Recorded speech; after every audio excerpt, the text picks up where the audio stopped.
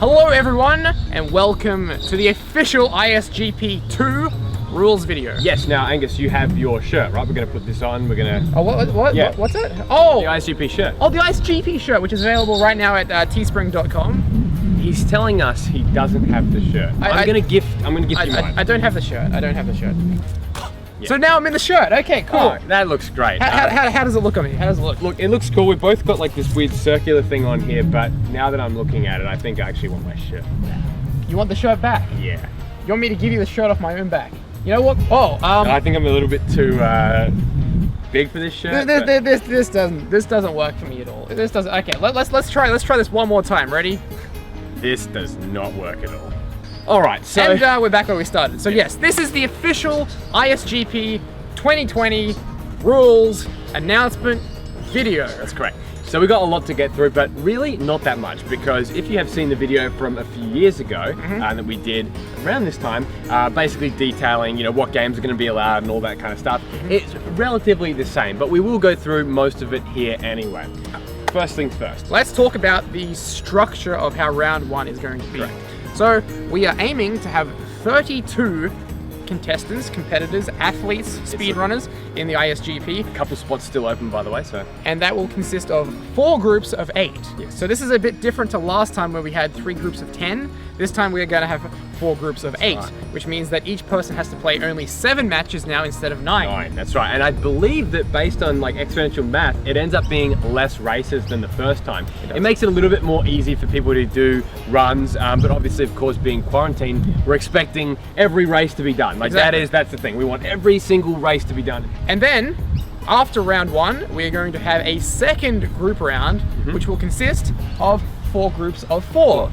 This is very much like the original I'm a Speedrunner tournaments, where it's like, you know, you have 4 people in the group, 2 of them go forward, and it's the exact same thing here with ISGP2. So what this means is that in round 1 we're going to see 32 contestants, and of those 32, 16 are going to go to round 2. So half of the contestants are going to go through, which is great news for everyone. This means that, yeah, essentially more chance of making it through, unlike the very, very grueling ISGP 1 parameters. Or if you guys remember, when we initially announced it, we only had 2 people going through. From each group. Which then we thought, okay, we got to move it to 4 out of 10. So now it's 4 out of 8. So we think that's fair enough. And then round 2 will be, as we say, another group stage. Now, interestingly, the top 2 from each group in round 2 will go on to the semi-finals of the tournament. Yep. The bottom 2 will go on to the Classic Speedrunning Championship League, which you guys may remember has had a tumultuous history. It does. With Eric G4 Video 5 being the first champion and him relinquishing it,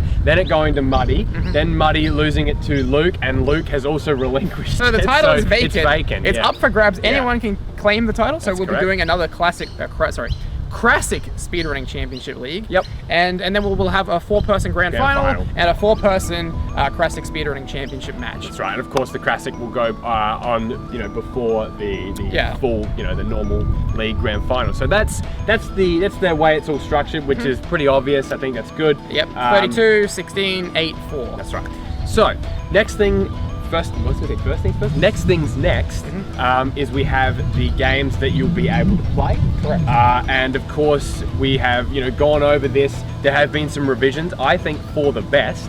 And Angus, what are they? What are we now allowing? So we are now allowing not only Spyro 1, 2, and 3, the originals on PS1, the Japanese versions of Spyro 1 and 2, but for the first time ever, we are now going to allow the prototype versions of Spyro 1. The newly announced, newly released, newly discovered prototype versions? That's right. And so the thing with this is that people may be wondering, oh, what's the importance of this? Well, there's actually some major differences in those games. For example, especially with good speedrunners, you'll notice that, you know, routes and gem positioning is really, really important. So for Spyro 1, there are some major changes. There are also changes to the controls as well. So if you want to play like a primitive version of Spyro, I highly recommend those prototype versions. Yeah. The other thing we're announcing, what is the other, this is sort of a category of run, but we might as well include it in here. So we're going to include for the first time ever the Head Bash Apocalypse category.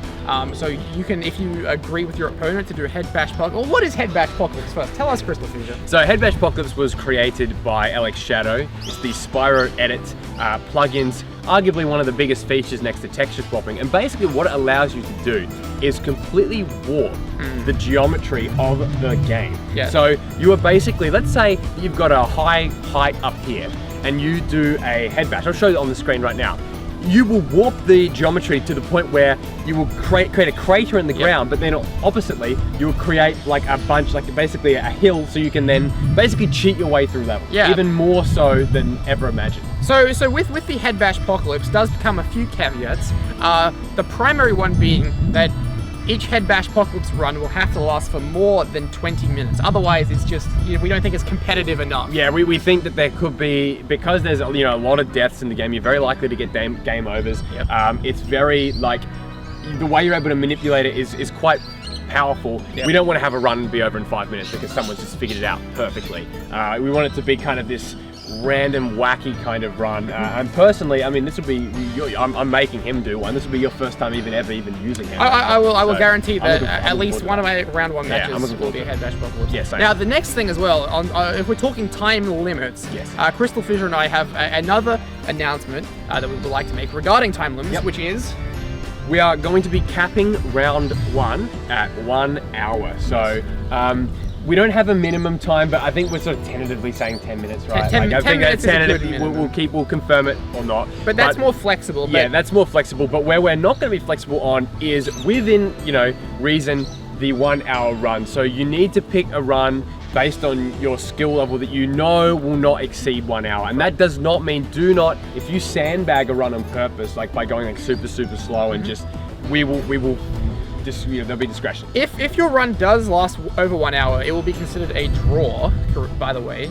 So you won't be able to claim a win or a loss. It will be a draw. So even if you're, say, a long distance in front of your opponent, if you take longer than an hour to complete your objective, you draw. That's so right. Both you and your opponent get the same amount of points. The logic behind this is obviously, there's people want to play later in the game, right? Yep. Like in Spyro 3, for example, you want to get to Midnight Mountain or something like that, and that pretty much, I think, even with like an average player, would take about an hour to get there, right? That's right. So, what we're going to be doing, and we did offer this last year, Newen, I believe, had some files and stuff like that, but what we're going to be doing this time is providing some digital memory cards, which will have different, essentially, save states or positions in the game, so you can start speedruns at a later level, right? That's right. So that's sort of the key objectives here is that if you do want to start later in the game, which we encourage, by the way, because we want to see variety. I don't want to see a million runs that start in Artisans or start in Glimmer or start in, We've done it already. We've seen it.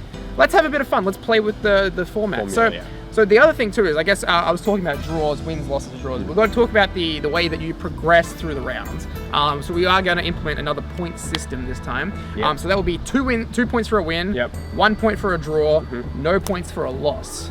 So and the person with the most points goes through. Now we had a situation of this in the ISGP where in Group B, I ended up finishing on the same amount of points as Lucar of 44, but Lucar of 44 went through in second place and I went through in third place. That's right. So not only do points matter, but if you tie on points, we will look at your head-to-head outcome to determine who finishes on top. So Luke beat Angus, which means that Luke finished on top. Even though we drew on points. So that's something to consider as well.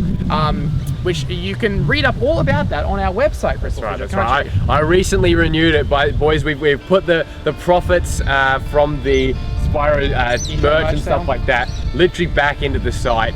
We have not used it nearly as much as we should, but check out SpyroSpeedruns.com.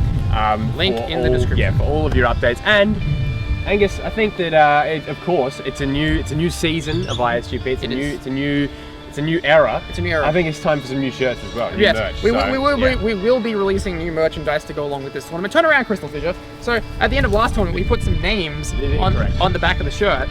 So this time we will have all 4 groups, and if you sign up to a tournament and you participate, your name will be on a shirt. That's right. So I'm very, very excited. I cannot wait to get started. Do we have a start date? Not officially. Not right yet. now. I would expect our start date to happen somewhere between a week to 2 weeks in that sort of time period. But hey, if we can get the final people signing up, so please guys, sign up if you have not already. Please put your name down. If you're not included this time, you may be included the next time. We may be having some concessions. We may be having some, like exhibition runs like we did last time. So it's a lot of fun. Please you know, lodge your interest and your involvement in this. We will have, of course, the Google form below. Yep. There's still some spaces left. There's still Yep. some time left, so Yep. please sign up now. And we will be seeing you all very soon in ISGP 2. And as we always say, Christopher Fisher, Goodbye and good night. bang. Okay, good. Done.